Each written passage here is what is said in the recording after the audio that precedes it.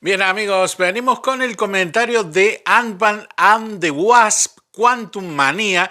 Es una película de Marvel con el hombre hormiga, con la avispa, que ya la habíamos visto, habían protagonizado la segunda parte juntos, digamos.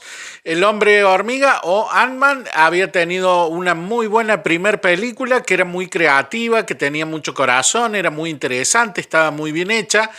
Y ahora viene en su película más floja. Si les tuviera que dar un comentario así rápido, le diría que la película es meh. Inclusive al salir del cine hablando con el empleado de la taquilla, me decía, y sí, la gente sale así como vos, o sea, no... es una película que no entusiasma, que no tiene grandes cosas, no está mal hecha, no tiene grandes problemas, pero simplemente no engancha mucho. Y tiene una serie de problemas en cuanto a ciertas decisiones que han tomado que ahora lo vamos a profundizar.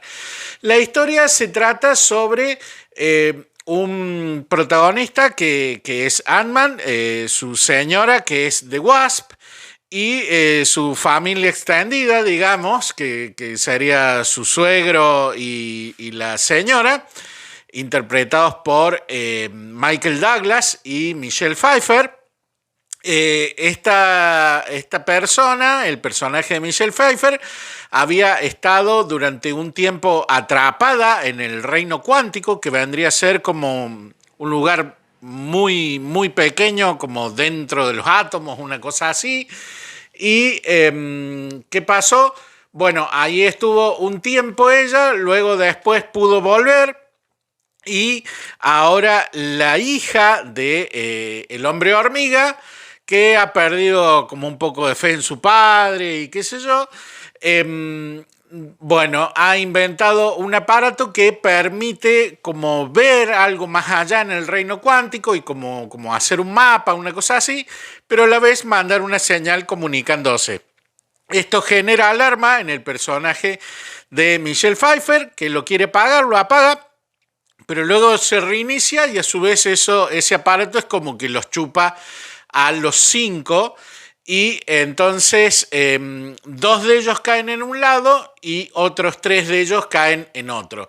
Entonces, en un primer momento, bueno, la cuestión es tratar de reunirse y a su vez el personaje de Michelle Pfeiffer conoce gente de ahí del reino cuántico porque hay como toda una civilización. Bueno, luego se enfrentarán a un dictador de ahí, del lugar, que es Kang el Conquistador, que bueno, luego saldrá en otras películas también. ¿Qué es lo que pasa? La película, bueno, ese es básicamente cómo se arma el argumento. Gran parte del metraje se desarrolla en lo que se llama el reino cuántico, que sería como en un lugar muy, pero muy pequeño. Pero el problema que tiene es que ahí hay una inmensa oportunidad desperdiciada, porque el reino cuántico, que si bien es cierto, debería ser, digamos, como un reino de lo pequeño, como adentro de un átomo, como una cosa así, y que ya habíamos visto algunos adelantos antes, que se veían figuras raras y cosas por el estilo, acá se desperdicia totalmente. ¿Por qué? Porque en la física cuántica, en la realidad, digamos, en ese nivel, las leyes de la física es como que actúan distintas a lo que es un nivel más macro. Entonces, ¿qué es lo que pasa? Ahí podrían haber puesto que las leyes de la física actuaran de forma distinta, que la gravedad actuara de forma distinta, o que en algún momento se suspendiera, o que se deformaran los personajes, o algo por el estilo que juegue con las reglas de la física y lo han desperdiciado. Lo que termina siendo el reino cuántico es simplemente lo mismo que si fuera otro planeta. O sea, decorados distintos, novedosos, unas vistas lindas hechas por computadora, pero que al no tener el nivel de detalle de Avatar, por ejemplo, parecen simplemente dibujos por computadora. Si bien es cierto, son fotorrealistas, uno dice, ah, bueno, un paisaje hecho en computadora. En cambio, cuando uno veía Pandora, decía, wow, este es otro planeta realmente en Avatar. Entonces, ¿qué es lo que pasa? Al no haber reglas distintas de la física, ni nada por el estilo, ni ningún efecto fotográfico distinto, aunque sea, como sí pasaba en Thor, Amor y Trueno, donde estaban como en una especie de luna y se veían unas escenas en blanco y negro que tenían un tratamiento fotográfico impresionante. Bueno, acá nada, es totalmente vainilla y entonces lo que debió ser una cosa súper especial, que era este reino cuántico, simplemente es lo mismo que si estuvieran en otro planeta con un decorado novedoso y con algunos animales novedosos y con alguna gente distinta. Es como ver un capítulo de Star Wars, sí, está en otro planeta, se ve otra vista distinta, se ve otro que tiene la cara distinta y eso es todo. Y la verdad que es un gran desperdicio porque podrían haber hecho cosas súper interesantes. Por ejemplo, una película que a mí me encanta es la primera película de X-Men. Y por ejemplo, una escena que uno ve mil veces en distintas películas, por ejemplo, es una toma de rehenes. Y en una toma de rehenes, ¿qué hace? Un maleante se pone acá a un rehén y lo apunta con el arma en la cabeza y está la cuestión de la policía si saber tirarle o no, básicamente. Bueno, eso es lo clásico. ¿Qué es lo que pasa en X-Men, por ejemplo? Aprovechando que todos los personajes tienen poderes, bueno, ahí hacen como una cuestión creativa sobre esa escena donde Magneto se está por escapar de un lugar. Entonces, ¿qué es lo que hace él? Como es amo del magnetismo y mueve las cosas metálicas, dispara un arma, pero con el mismo poder le frena la bala sobre la frente a una persona inocente, digamos.